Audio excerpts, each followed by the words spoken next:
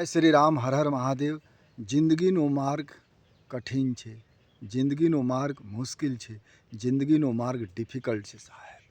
લોભથી દૂર રહો, કારણ કે કર્મનું ફલ ભોગવવું પડશે. લોકો ઉતાવળમાં ખોટો કર્મ કરે, સુંદરતાના કારણે ખોટો કર્મ કરે, તાકાતના કારણે ખોટો કર્મ કરે, સત્તાના કારણે ખોટો કર્મ કરે, પછી દુઃખ પડે તો ભગવાનને દોષ આપે. પોતાનું વાંક કોઈ જોતો નથી આ જગતમાં. બધા બીજાના વાંક કાઢે છે, પણ તમારા જીવનમાં દુઃખ પડે, સુખ પડે તો એનું કારણ તમે છો. સુખ પડે તો પણ કારણ તમે છો. ઘણા એવા મિત્રો મળે, તમે નશા શીખાવે, શરાબ પીવો, ગાંજા પીવો, ચરસ પીવો, પછી લત લાગી જાવ તો તમે એને પીલાવો. આ દુનિયા ચારા ફેંકે, ચારા. સીતાજી સ્વર્ણમય હિરણ જોઈ આકર્ષિત થયા, પરિણામ રાક્ષસોના વચ્ચે રહેવું પડે. આ કામ, ક્રોધ, લોભ, મદ, મોહ, અહંકાર, આ બધું રાક્ષસો છે અને દરેક મનુષ્ય એના વચ્ચે રહે છે, કારણ લાલચમાં છે. ઘણા લોકો ઘરમાં બહેન હોય, દીકરી હોય, અથવા કોઈ જગ્યા કામ કરતી હોય બેચારી, તો લાલચ આપે, થોડા પૈસા વધારે આપે, પગાર વધારે આપે. તો માતા પિતાને સાવધાન થઈ જવા છે. ઘણા એવા દીકરીઓ બહાર કામ કરે, 5,000 પગાર હોય ને 20,000ની વસ્તુ લાવે, તો સાવધાન થઈ જાઓ. પછી બદનામી થાય, ઘરની, કુટુંબની, સમાજની, રાષ્ટ્રની, માનવતાની. આ જિંદગીનો ડગર, જિંદગીનો માર્ગ બહુ અઘરું છે, મુશ્કેલ છે. લોભથી બચો, મૂર્ખ મિત્રથી બચો, और ખાનદાની દુશ્મન ન હોય તો એનાથી પણ સાવધાન રહો. વાણી વિલાસ ન કરો, એવા શબ્દ ન બોલો કે શત્રુ બને. જિંદગીનો માર્ગ મુશ્કેલ છે. ઘણા દોસ્ત મળે, છૂટી જાઓ. તમે સપોઝ કરો, શાળામાં ભણતા હોય ત્યારે દોસ્ત હતા, કોલેજમાં ભણતા હોય ત્યારે નોખો દોસ્ત, નોકરી કરતા હોય ત્યારે દોસ્ત, વિદેશમાં જાઓ તો દોસ્ત બદલે છે, ઉંમર પણ બદલે છે, બાલ કાલાથી સફેદ થાય, પણ એ તમારા અંદર પ્રાણ છે, આત્મા છે, શ્વાસ છે, એ પણ ધીરે ધીરે સાથ છોડે છે. સગા કોઈ નથી, છેલ્લામાં ઘડપણ આવે, પછી પ્રાણ છૂટી આવે.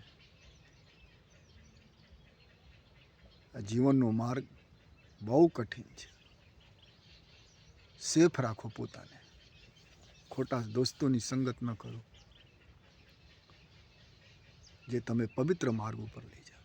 ઘણા લોકો તો તમે મજદૂરી કરતા હોય યા દુકાન ચલાવતા, હાલો કથા સાંભળ, આવા દોસ્તોથી પણ દૂર રહેવાનું છે જે કરમ છોડાવતો હોય. કરમ પ્રધાન વિશ્વ રચી રાખા.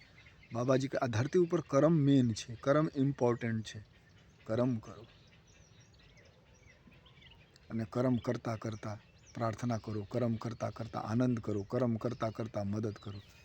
પણ કરમ છોડીને મદદ ન કરતા, કરમ છોડીને કથા ના સાંભળતા, કરમ છોડીને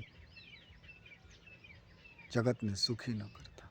કારણ દરેક મનુષ્ય ધરતી ઉપર કર્મ કરે છે અને કર્મનું ફલ ભોગે છે. કોઈ દુઃખી છે, કોઈ સુખી છે. તમે સહયોગ કરો, મદદ કરો, પણ એના માટે કર્મ ખરાબ ન કરો. ઘણા લોકો સિનેમા જોવા જતા હોય, સિનેમા બેટર છે, બેસ્ટ છે, પણ એના માટે કર્મ કેમ ખરાબ કરો? જે કર્મ કરો એ કરો, પછી મોકા મળે તો કરો.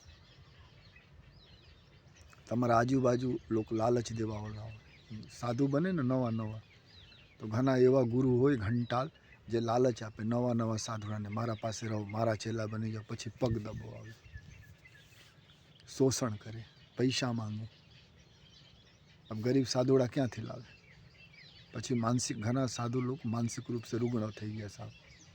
તમે લાગતા હોય ને, આ જિંદગીનો માર્ગ મુશ્કેલ છે. દુનિયા લાલચ આપે. બિરલા કોઈ હોય લાલચ ન આપતા હોય અને તમારી મદદ કરતા હોય. એવા જ લોક જગતમાં બંધનીય હોય અને એવા લોકોના દોસ્તી કરો. તમે ઘરમાં પગાર લાવો 1 તારીખે અને ખાલી બોલ દો ઘર જાવીને કે આજ મને પગાર નથી મળેલા. બધાના ચહેરાના રીડિંગ કરજો ફેસના રીડિંગ કરજો, બદલી જાય. આ જગતમાં બધા બદલે છે. કોઈ માટે શાસ્ત્ર કહે છે ભગવાન કોઈ માટે, પત્ની માટે, દીકરા માટે, દીકરી માટે, ભાઈ માટે, કુટુંબ માટે ખોટા ન કરતા, અન્યાય ન કરતા જગત સાથે. કારણ કર્મનું ફલ ભોગવવું પડશે. આથી પવિત્ર રહીને કર્મ કરો, પવિત્ર વિચાર રાખો. જિંદગીનો માર્ગ ડિફિકલ્ટ છે અને લોકો ઓર ડિફિકલ્ટ બનાવે, દોસ્ત ડિફિકલ્ટ બનાવે, મિત્ર ડિફિકલ્ટ બનાવે, કારણ એને સ્વાર્થ હોય. તમે સ્વાર્થ પૂરા કરો ક્યાં સુધી? જ્યાં સુધી કર્મ પવિત્ર હોય. કોઈ પણ લોકો બોલતા હોય કે મારા માટે ખોટા કરો, કોઈ દિવસ ન કરતા. કારણ એક દિવસ બધા છૂટી જશે અને હિસાબ તો તમારે આપવો પડશે.